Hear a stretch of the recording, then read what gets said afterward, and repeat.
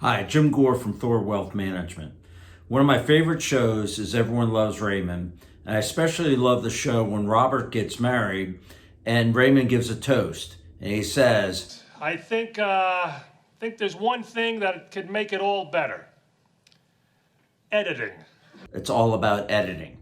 And that's what I want to talk about here today, is why you want to be very careful about what the charts you look at and who's also representing those charts to you. First chart I want to show you here is the money supply. And this is one that I've seen on Twitter, on a number of spaces, and this is a change in M2. And if you look at this, it went up pretty dramatically during COVID, up 25%. But more importantly, people are saying we have M2 is collapsing and it's negative now.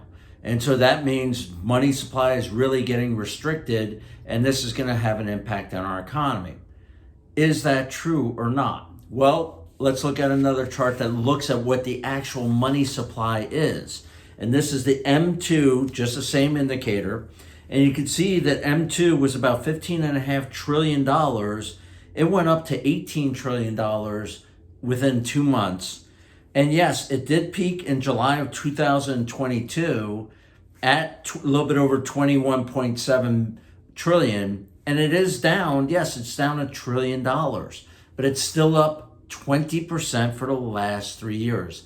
There's still a lot of money in the system, and even the money supply is not telling you the whole story, because you have to understand what is in M2, but more importantly, what is not in M2. So let's look at what M2 is. M2 is M1, which is your currency and coins held in out there, checkable deposits and traveler checks. It also includes saving deposits, small-time deposits under $100,000, and it does include shares in retail money market funds where people are moving into money market funds.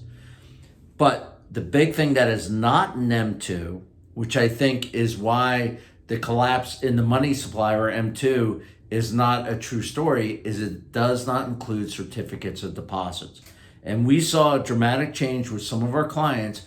Back in July of last year, you started to see people say, hey, wait a minute, why am I going to keep this in my checking account at 0.05%?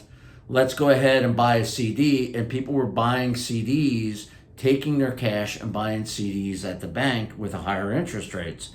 That is not included in the money supply. So it's a little misleading on the M2 because it doesn't include these CDs that when they come due, that is going to be ready cash for people to get to.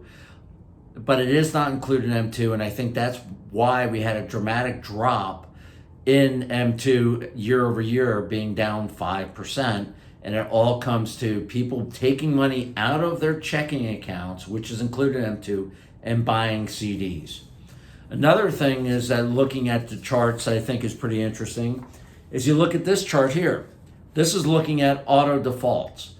And you're hearing stories out there that, hey, people are starting to default on their auto loans. You know, some people took out these auto loans.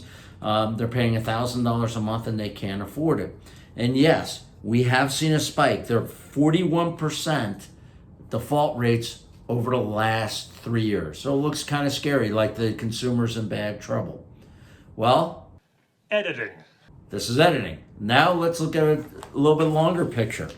This is looking at the default index, or percentage of defaults, going back in history. And you can see here, defaults are only 0.79% of all loans right now. We're actually lower than where we were before COVID hit. And we're nowhere near where we were in 2009, 2010. So the consumer is not as bad as what some people are trying to say out there with auto loans and default rates. It is creeping up. We're watching this very closely. But it goes back to a market update I did a few months ago saying that the consumer is not in bad shape. Another way to look at this is credit cards. And we're hearing a lot of people are using their credit cards more than they were in the past. And we actually see balances have gone up 20% over the last 3 years. So it looks like, hey, we're just going on a spending spree and increasing our credit cards.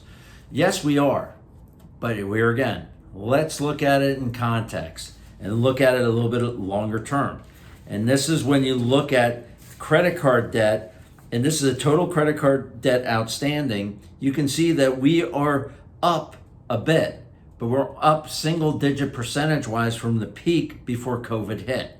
So we had a dramatic drawdown in our credit cards as we all got, cash. People got cash and they put it in there. But credit card balances have gone up. It is at an all-time high, but also that's not to be unexpected with inflation going up. And as a matter of fact, if you look at credit card balances as a real balances from 3 years ago, it's actually lower from a real basis, dollar terms, than what it is today.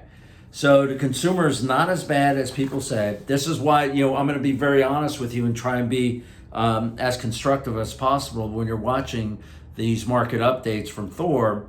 We're going to give you the data as best we see it, and we're not going to cut it off at a certain time period in order to tell a story out there that we want to espouse. We're going to just try and give you the straight facts as they stand. We'll give you our opinions and we'll tell you what those opinions are.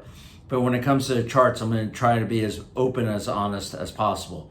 But it's something that you have to watch very closely, especially if you're getting on Twitter, Facebook, Instagram, and people send you these scary charts. Step back a bit.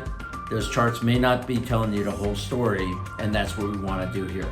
If you have any questions or concerns, as always, reach out to us at our website, thorwealthmanagement.com, or give us a call. Take care and talk to you in a couple weeks.